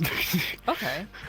So, all right. So I have another question for you in that vein. What do you deem as success? The amount of people who show up to your rave and VR chat, or the amount of people you have in your stream? Sometimes it's a mental toss-up for me, depending on, like, if you want it to be in your stream, that's cool, you can have that there, but for me, most importantly, it's about people in the world that are there. Like, because, I mean, viewers on Twitch, that's nice, but just having people there actually, like, you see them enjoying the things that you're doing, the things you're creating out of thin air. So I think that's more of the success portion. It's probably having people in the world friending you because they want to see more of your sets, knowing your name. Like, I remember making a tweet, I think it was like a week or so ago, where I literally had people. This was the day that I met Fia and Thrill. I had someone come up to me and they were like, "Oh, you're DJ Redacted." And I'm like, What? "You know my name?" And they were like, "Yeah, I've been hearing your name around the DJ community. Like, you've been doing pretty good. I've been honestly wanting to come see some of your sets." And I'm just like, that right there was kind of like, okay, I know my name is going places. Yeah? Like, I guess I'm starting to see some success. Yeah, I would say so. For sure. I mean, but yeah, that's what it's for, like, for me. Okay, yeah. That definitely, I would, I think I'd feel the same way if I were in your shoes. Like, just like having people actually showing up to the thing, like not really physically, but just being there where you're doing the thing is, I think, a lot more fulfilling and a lot more thrilling and I guess validating than, just like having people in your chat. Like, do you actually look at chat while you're DJing, or is it purely like you're just kind of you're I'm in your focused. music? Yeah. Yeah. I wanna look at my chat. I really do. But I know if I like take a minute to look over here, maybe I'm replying to something and then I'll like just miss a transition, or I'll like miss something and then I'll have to like emergency mix out of something and it'll just sound like shit. So that's the thing that I'm afraid of. So that's why I don't normally check chat while I mix, but I want to start doing that. Because I mean, I think it just kind of sucks for the people in Twitch that can't interact, and it's like, oh, this is cool, you're mixing, but you're not talking to us about how we want to show appreciation for you as you're mixing. Yeah, I mean, that does seem like a challenge, like having to want to stay in, you want to get into the flow state, but being constantly kind of pulled towards chat, and then, you know, having to do both at the same time is very, very difficult. I think it's difficult for any streamer, but it's especially difficult when you're trying to be creative. The creativity part, I think, is what is difficult. Streamers generally don't have to be terribly creative, and they can see what's going on in chat because they can kind of like autopilot in most cases. But when you're trying to like really kind of flow state the whole creative process, it definitely can be difficult. Like, do you have any sort of like I think you mentioned ADHD before. Like, do you have that? Is that something that you deal with? And like, is that medically diagnosed? Yes, I am medically diagnosed with ADHD. Okay. How's that been for you? It's hard sometimes. I definitely have a hard time staying focused on certain subjects. One of the reasons that I'll, like, for most of what I've been saying as of right now, I'll go off track on like something totally offside from the question. But it kind of sucks sometimes, but sometimes you just deal with it, I guess. Yeah, I mean, it seems it's interesting how many streamers I've come across that are like medically diagnosed with ADHD. It's interesting because like I feel like being a streamer requires you to be ADHD. Like, it's like if you don't have it, you kind of become it. Like, little by little, you just kind of get to that point. Yeah, it's definitely not the kind of like occupation or the lifestyle for everybody, but like people who are in it, you're kind of forced to become like consciously like checking one thing or another, jumping from thing to thing. Your eyes are like elsewhere, like holy shit. Like, once we get to the point where we have VR where like eye tracking is like a standard in headsets, like, that's gonna be that's gonna be so bad. It's gonna be so bad for so many people. Legit, for real. You're just gonna see like even right now, I could be just like looking at you in VR, but I could be like looking at a dust bunny like over there. yeah, exactly. Like, I know it's very much kind of like you wanna appear to be straight on, but it's just like there's so many other things. Which is why I always warn, like, hey, like, I'm gonna be focused on having the conversation, and that's that. Because like, if I focus on anything else, it's gonna throw off my train of thought for sure. But yeah. But I wanted to say one thing though. Yeah. Having ADHD, I'm pretty sure has definitely helped out with DJing. I'm not gonna lie, because you get into that hyper-focused, like, flow state, but then, like, I think any DJ could probably, like, do that and just get into, like, the flow state and then, like, whatever, turn in the machine that, like, just, like, starts going crazy. But I think having ADHD makes it so that you are literally hyper-focused on the music and what you're creating, and so you start to notice a million things at once. Like, I don't remember what movie it was, but I think it was Lucy, where they start using 100% of their brain capacity. Yeah, and everything just slows down. That's what I feel like. Yes, that is exactly what I feel like, because then you can just start going, and then you look down at the clock. Oh man, an hour and 30 minutes have passed. I need to start like figuring out a way to end this. Yeah. I love, like, we talked about this earlier, but yeah, I absolutely love that feeling. Just like you're engaged, you're enjoying what you're doing, and you're just in it to win it, and just it feels so good to just look at the time and just like, oh, wow, time just like it was here and it was gone, but we were just it was so enjoyable, so good, so good. Yeah. So I did want to ask you one. There was another question I had about streaming that I wanted to ask you. Right. So, what exactly, like, what goes into what goes into the process of preparing for a set? I think a lot of people might be curious about that. I'm curious about that. What do you do to before you start a set? What's that process like? Me personally, let me just take you like through how I would set up a Saturave. Yeah. What I normally do is I'll like hop on a little bit early and I'll like start hanging out with friends, like being like, yo, what's up, how's it going, like what have you. Like people ask me about it, it's like, oh yeah, it's gonna start in like 45 minutes, 30 minutes, like something, whatever. Then after that, like I'll be like, okay, yeah, I'm gonna bounce and go like set up the world and everything, and everyone will be like, okay, well, we'll join you when you're on blue. Then open the world up, select touch grass or the resistance, now that I've been using that a little bit more. And then I will make a friends plus instance so anyone can invite anyone. Then I'll go there. I will start setting up my OBS and my record box, which is my DJ software.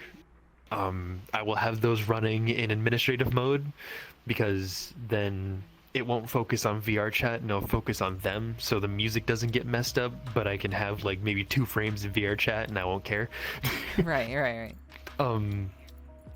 After that, I will get OBS going. I will hit start stream on that. I'll go to my VRCDN website. I'll copy down my link.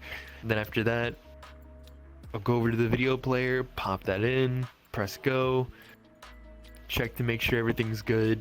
Maybe do a little sound check before then just to make sure everything's good. Then I will literally flip my trackers around. You've probably seen it a couple times.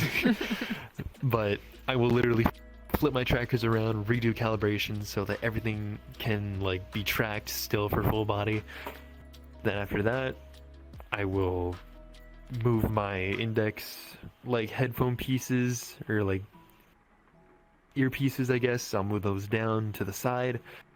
I'll put my like headset on for like listening straight to the mixer, and then hit record and go. Okay. So you mentioned like your CDN link and the video player. Can you talk about those two aspects? I think I understand everything else, but I didn't quite understand like, those two things. So for the video player, like you can have like a normal one like over there. I know this world has a video player as well, but there are 2 ways you can like do streaming your set into VRChat, or like just say you wanted to stream your stream in the VRChat. You can use, from what I know so far, you can use a CDN, which is like a private server that has really low latency, so you can have more interactability with like your crowd. So like it won't be like you're going crazy when a drop hits for you and then like the crowd's still in like the breakdown stage or whatever when it's like low energy. Yeah. You'll most likely just get to the drop when they're just finishing the build-up stage. So it's like way less latency. I personally use it for that purpose, and also just have like my own little private thing. Like if I wanted to do like a set that like I didn't want to show on Twitch, or like it's an exclusive set for like a certain world, then I could just pop the CDN right into the video player, disconnect my Twitch from it, and then be good. I'd have like a private server going from me to VRChat. But then there's the second way of just like you using your OBS, going to Twitch, and then putting your Twitch link into the like video player. And then there's going to be a lot more latency, but I mean, it still gets the job done. Right. And there's a way that I said you can connect them. For the VRCDN, it's really cool. You can have like two things going at once. So what I normally like to do is I'll have like, let's just say I'll have like me right here. I'll have like a direct line to the CDN, which goes into the world, like the VRChat world, so like there's less latency. But then for the CDN at the server, I give it my Twitch key, so then it'll go straight to the VRChat world, but also go to my Twitch at the exact same time. So I can have two things going at once, where there's a low latency thing for in-world, and then I can still have like maybe viewers that either A, can't get into the world because they might be Quest, or B, they just want to listen to it like outside of VRChat. Then I'll just like stream that to my Twitch. So you use this private server as a means to connect the visuals from, like, is that how you're getting like the video like playing in the actual world?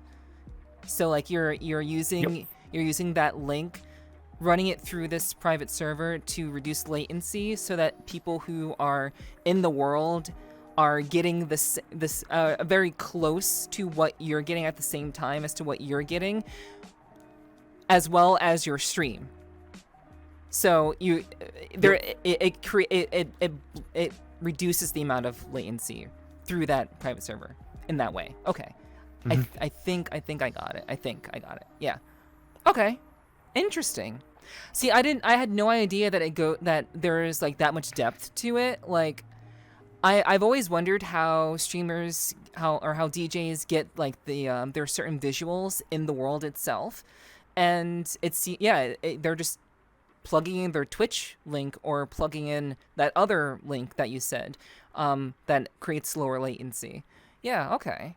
Interesting. Wow. The more you know. Exactly. Yeah. But yeah, I'm glad I remembered to ask you about that, because like knowing about your process, I think is really, really interesting and really important. I think I imagine there's a similar process for every VRChat DJ, but obviously since you're not just DJing straight to Twitch, there's a little bit extra you had to consider, a few extra steps, since you're not just doing it straight. Yeah. Okay. Gotcha. Speaking of doing it straight, I didn't ask what your sexual preferences are. Honestly, kind of bi-curious. Okay. Not gonna lie. Gotcha. I'm honestly willing to try out anything once. Gotcha. All right. I completely like looked over like your sexual preferences, but that's good to know. Good to know. So, yeah. Wow. That's really, really interesting that you have that. Like, it's a very specific process that you use to kind of get going into your sets. And your visuals, how do you get your visuals going? Like what are you using to get your specific visuals? That was my next question. The cool thing is that the ones that you normally see at Saturaves, like the anime visuals, or like the ones that have like my logo, or like the glitch text stuff, that was actually done by a visual effects artist for me. Like, those were specifically made for me for a set a while ago. That they were like, you know what, you can just have them, like, as a birthday present. It literally was like around my birthday as well. So they were just like, you know what, here, have these. So I have like 6 different like VJ loops that I normally run for like Saturaves. Throat. But I want to start using Magic Music Visuals more. That's the thing that Terkoiz uses. That brings amazing visuals to like your sets and stuff. I used to use it a lot, but that was before when I was actually in desktop, and just a little bit when I was in like Quest, because the Quest was running VRC, and I had like like virtual desktop to take care of the rest of the load. But now like literally my graphics memory is maxed out right now. Yeah. So, because running all this on a laptop is fun to say the least. Are you seriously running all this right now off of a laptop? Really? Yep. Every Saturave that I'm literally running this off of a laptop. Wow. Like right now you're running it off a laptop? Mm-hmm. Wow. Holy shit. I can't imagine. I can probably bring myself closer and you'll be able to hear the jet that it is. It's literally just sitting in the corner of my room sounding like a jet right now. I'm pretty sure it's about to take off. Oh, there it goes.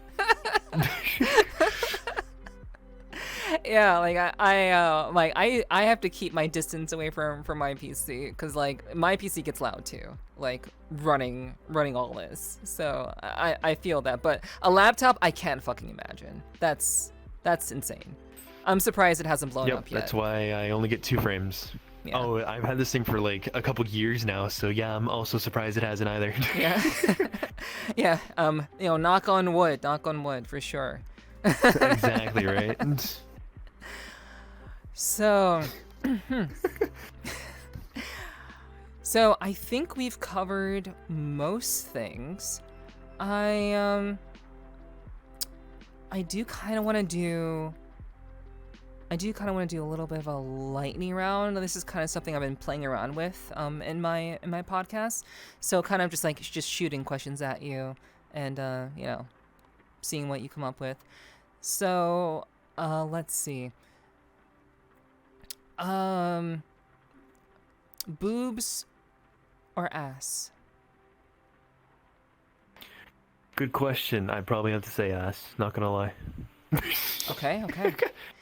Kind of a mix of both, but I mean one still has. Yeah. I'm not gonna go into that. It's fine. It's totally fine. I think I'll be fine. But I hear you. Yeah. So all right. So you're an ass man. Gotcha. I like it.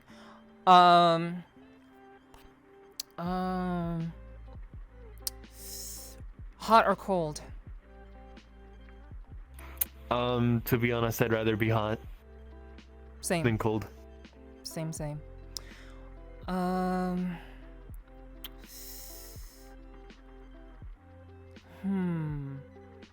Cats or dogs? This is not a trick question, Cats. by the way. Okay, cool. Cats. Okay, you passed. I run off a cat OS, so. Yeah.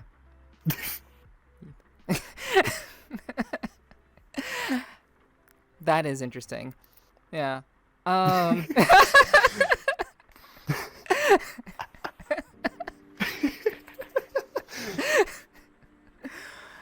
I mean, speaking of cats, like I don't know, like actually I did want to ask you, like, if I don't know how comfortable you are talking about like your life outside of VRChat, but can you share a little bit about that if you're comfortable like talking about that? It doesn't have to be like in an extreme detail, but like I guess what is your life like outside of VRChat? That's more of a broad question. Honestly, but it's hey, just yeah. work. Yeah. Like, literally, it's just work. That's all I really do. I barely ever leave the house. All my friends are in my computer, so They live there. I literally live in a small town, so everyone here is either snake, fake, or they're just, I don't even know, to be honest. Yeah. But yeah, other than that, I literally just, I wake up at like 5:50 in the morning. I get dressed, literally just put on pants. I start my car, then I drive an hour to work. I work there for about 8.5 hours, drive an hour home. Then I sit in my car watching TikTok for about an hour and a half most of the time. So, you know, and then I basically just go inside and go to my room and get on Discord and hang out with my friends. It's like my safe space for the day. Yeah. Like, I'll literally just get home and that's the only thing I can really think of. I just want to turn on my computer, get on Discord, hang out with my friends. That's it. Yeah, it seems then like... after that, I... Go ahead. After that, I basically just do that. Then I'll fall asleep at like midnight or 1 in the morning. Then I'll wake up at 5:50 in the morning again and just keep doing it. Yeah, I can definitely feel that for sure. Like, it definitely like I think a lot of people in VR chat very much are of the mind that like a lot of how they live and the people that they interact with. Like if you're in VR chat and you're using VR chat for an extended period of time, I would imagine a lot of the people that matter to you are most likely here, or obviously on Discord and here, but you know they're both one and the same essentially. But that seems very common, very common with a lot of people that I've interviewed. Reality and just kind of being in the outside world just doesn't seem very appealing to a lot of people. And like with that in mind, like where do you think VR is going? Like do you think we'll be like there'll be like deep like full body immersion like to the nth degree when we're like, you know, we have our senses kind of connected to computers, where, you know, AI is becoming very popular these days. I don't know how much you've heard about that, but I'm curious, like for someone who has been involved in VR and this community and various communities related to VR chat, like what are your hopes and what do you think, you know, VR is going in general? I was muted. Honestly. Hey, it happens. I do it all the time. I think, yeah. I think probably where I'd want it to go. I know not a lot of people would think it's totally cool, but having your whole like consciousness from like your brain ported into like the virtual world, or just like being able to live by that, you almost could live quote unquote indefinitely, but I don't know, that's where I think it's gonna go at some point, not in like the near future, but at some point. But I think VR probably is definitely gonna have a lot more work done to it. Like a lot of people are gonna see like, oh, this is like the thing, let's put everything into it.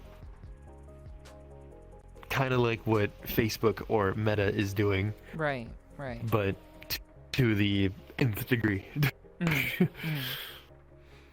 Yeah, I would like that too, honestly. I would like to, as someone who doesn't experience phantom sense, I would definitely enjoy having a way to feel, to kind of disconnect from, you know, how much reality has put me in a stranglehold, and to the point where, you know, my first time in VR, which was literally last year, it's a shame that I did not immediately experience phantom sense, and I'm curious to know why. I want to know why. But to have technology get to a point where I don't have to wonder, and it's just kind of a part of the hardware that comes with it, would be, I think that'd be pretty great for people like me who are, you know, who've just we experienced too much in the real world. And like, what would you prefer? Would you want to be I would, this is kind of I feel like it's gonna be the answer I think it's gonna be, but would you prefer to continue to live your life like on the outside and do all the things that you do outside, or have the basically spend the majority of your time in VR because it feels more real than real life? If you could spend all of your time in VR, would you kind of would you retreat largely into VR in order to escape from reality, or would reality still be something you would be interested in? To be honest, I mean, VR and VR chat, like, and the thing that I've become now, like the Wickerbeasts and DJ and everything, it's it's nice. I would like to be there for a while, but I don't think I could be there forever. Like, I can't not experience the real world. Like, there's certain experiences that you can have in VR and VRChat that you can't have out in the real world, and there's certain things that you can't experience in VRChat that you can, like, in the real world. I remember specifically at Lights All Night, when I went with Gremlin, Terkoiz, and Zimmeriks. That was probably like one of the best experiences of like my life personally, because I remember a specific point. I was in the middle of the crowd with Graham Turkins, and I think a couple of other like friends, and Porter Robinson was just going insane. Like, it was insane to see him live doing a DJ set. But I remember a point where Language started playing. Yeah, I love that song. Yes. And since I know it's Terkoiz's favorite song, it's one of my favorite songs by Porter Robinson. I don't know how to explain the feeling that came over me, that the fact that I was there in the moment with my friends. I was seeing someone that I look up to just going ham on the decks.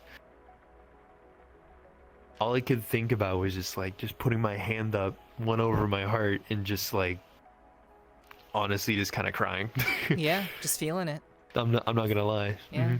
Like, you can try and recreate that experience in VR all you want, but to me personally, it's never gonna be the same. Never. You can try a million times, you can get the most up-to-date hardware.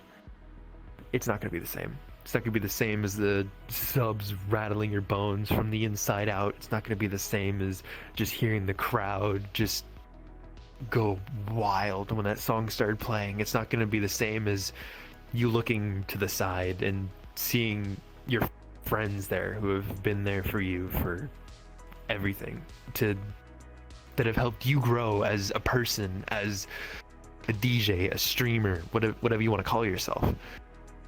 It's just not the same. Not the answer I was expecting, but I love the answer. Like, I love how you expressed that. Like, that was very well done. So I in a lot of ways I do agree with you for sure. So yeah, there really is something about, you know, those kind of visceral experiences, because, like, you know, we're born into these bodies, and many of us, you know, especially younger people, are born with screens in front of their faces. And then when you have a chance to bring yourself essentially into the screen, you still have a screen on your face, but you're like in it. You're projecting yourself into a space that you could normally only see through a screen. I think for a lot of young people, it's very much kind of like this is like the pinnacle of like, this is what I want, like forever. But I think it does take a good bit of time to really kind of realize that, hey, this is great. Being able to have this experience and be here is great, but there's just something about being on the outside that may not seem great right now. That may not seem like you can appreciate it right now, but there's something really, really special about that. The actual physical experience of going to a concert, of, you know, being around people, of like feeling the warmth of, you know, someone close to you. Like, those are things that will be hard pressed for VR to replicate. So that's why I agree. There are just some experiences that really probably can't top reality if you've experienced them in reality in some shape or form. Yeah. Because, I mean, this right here it's awesome. Don't get me wrong. Yeah. But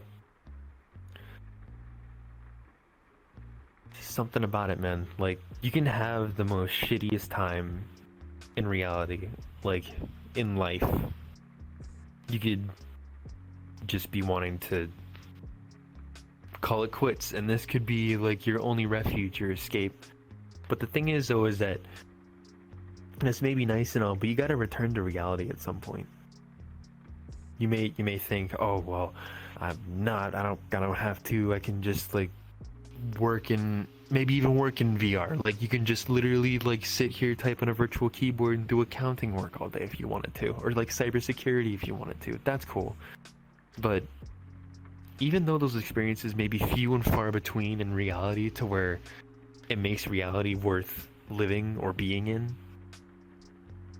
there's still those experiences that you get. Yeah, 100%. So, where do you see yourself in 5 years? Where would you like to be? Where would you like to be? Where would you like to be in 5 years, rather? Where I would like to be would be, playing at one of the side stages at Lights All Night or something like that. But in all honesty, to keep it more realistic, I just want to get the respect from my idols that I think I can definitely achieve. I want to be playing more IRL shows, getting my name out there in the real world, and getting it out here in the VR world's great. Like, I know there's scouts out there for like actual IRL events, and I love doing this, but I want to start doing more in reality. But definitely getting respect from some of my idols, like Searle, Gammer, like Fracas and Darwin. Darwin already follows me on Twitter, so I guess I got one of them so far. Yeah. But yeah, definitely that's where I want to be. Nice. And is there anything that you would like to share with regards to like advice for anyone who may be looking into getting into DJing? Anything that you'd want to like share with others who are like, who may be interested in doing what you do? One thing I'm gonna say is, don't look at social media. Oh my god. With most things. With most things. Don't look. With most things. Yeah. The fucking VR DJ scene on Twitter half the time is a shit show. I know half of you can fucking agree with me on that. But I'd say just do it. Like, you may, like, even in 5 years, you may come back looking at it and kicking yourself in the ass, being like, why didn't I do that? Why didn't I take that chance? I literally could have, like, done so many great things. Why did I not take that chance? So just do it. Do the research. Find out what genre you want to like major in, and just kind of go for it, and then just kind of expand yourself from there. That's what I would say. Cool. Yeah, I love that, and I think we've run through everything. Is there anything that I can do better with regards to the podcast? Like, is there anything that you've observed from being on the podcast with me that you think that I could improve on, or anything that you thought was I should keep doing? Honestly, keep doing what you're doing. I literally like love this. Like, just being on this podcast is a definite honor for me personally. So thank you again for having me. But of course. Yeah, I mean, I love that you're doing these, like taking aside like some of the people from VRChat and just getting to know them, getting to know what makes them think the way they do, what makes their heart tick, I guess. But you've done a good job. I honestly have no things to tell you what you should do better on, because literally great. Thank you. Did I meet your expectations? Because like you were saying, oh, like, you saw my other podcast. You're like, I wonder what kind of questions she's gonna ask me. Like, did I meet your expectations? Yes, you did. You threw me a lot of curveballs that some of them I didn't even know how to answer, but I loved it. Honestly, it challenged the way that I like think, and also like just made me use the ball of slugs up here. Yeah. Those are useful. You can't get rid of those. That's how Exactly. That's how you They get try into to get away, but yeah. The flow state's very important. You need those to kind of do what you do. Yeah. Exactly. Yeah. Also, I'm so glad that I was able to meet your expectations, that you weren't disappointed with how I approached everything. I know it was, I in a way, like I kind of go on a journey too. I try to like take my guests on a journey through their own thought process, and it can be a little bit rocky sometimes, but I think I'm getting pretty okay at it. I think I'm okay at it. It seems like it was good for you too. yeah, you're doing great. It definitely was great for me as well. It was awesome. Thank you. Awesome. Yeah, it was absolutely really, really wonderful to have you on, Red. You say it's an honor to be on my podcast. It's an honor to have you on my podcast. Like you are the first DJ I've ever had on my podcast. You're the first DJ I've ever interacted with in VRChat. And you've been nothing but welcoming, friendly, easy to talk to, and easy to approach. And like those are the qualities that I think a lot of people maybe sleep on. They don't expect people who are like DJs or creators to be very easily approachable, but you're like the poster boy of like, this is like, you can do really cool shit, you can make up really cool stuff and create really cool things, but you always leave yourself open to just meet new people. And because of that, I actually want to tell you a quick story before we wrap things up here. And I think you'll appreciate the story, because you were actually a part of it, believe it or not. So. Oh man. So yeah. So I believe it was at your birthday rave that you did. There, while I was there, there was a girl there who lived in Russia. She had wanted to be a part of VRChat and join in VRChat for about a year, and she kind of said to herself, hey, in about a year or so, I want to be able to get into VRChat, and I'd like to like have the experience of going to a rave.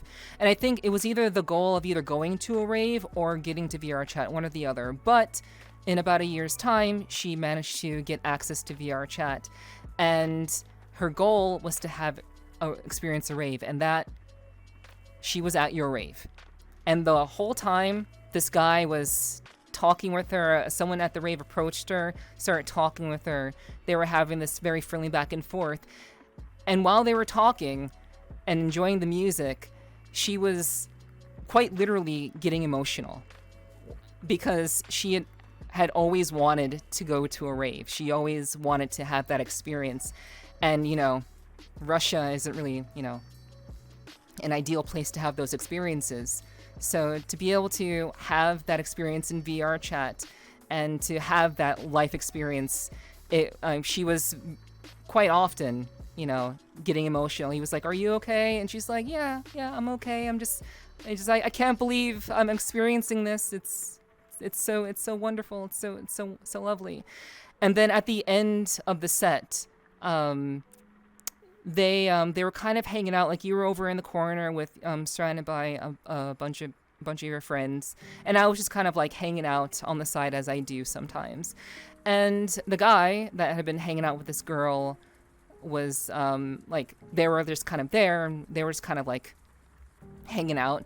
But then the guy was just like, "Hey, Red, this girl, this is her first rave, and you came over to her, And, you know, you gave her a pat on the head, and she was like, no, it's too embarrassing, it's too embarrassing. And like you just remember this. Yeah, and you walked up to her and just kind of like you said thanks for being here, and you just kind of gave her a pat on the head. But like she was like, you helped create a very special moment in this person's life, and that is the power that you have with what you do.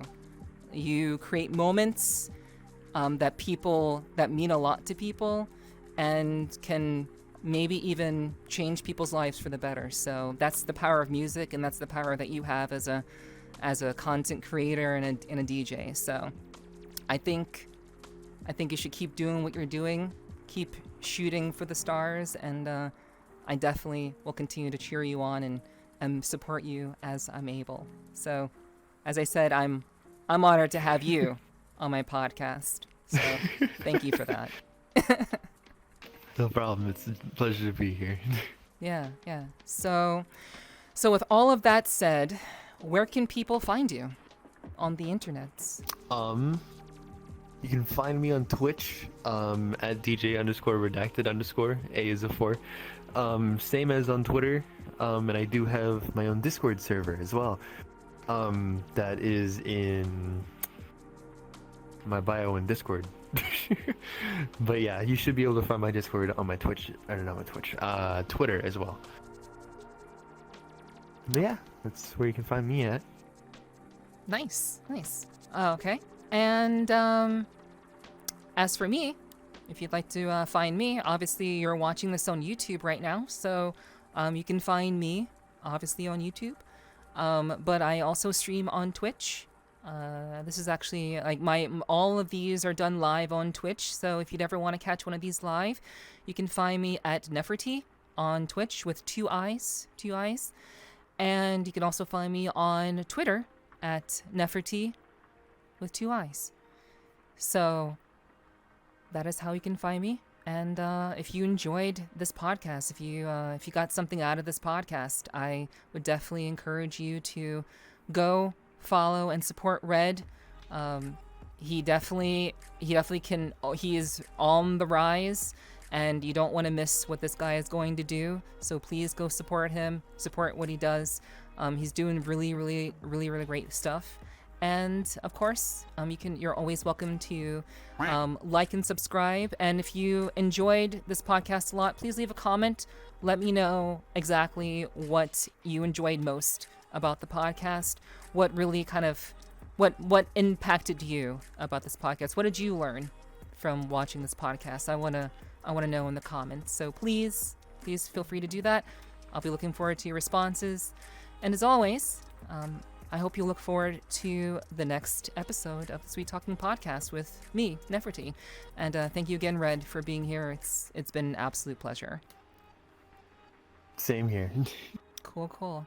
So until next time, you guys, please take care of yourselves, be good, and I will see you all next time. Bye-bye for now.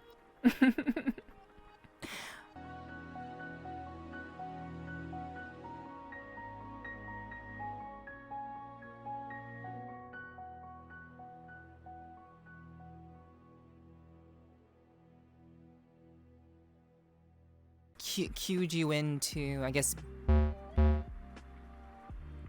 Oh no! What happened?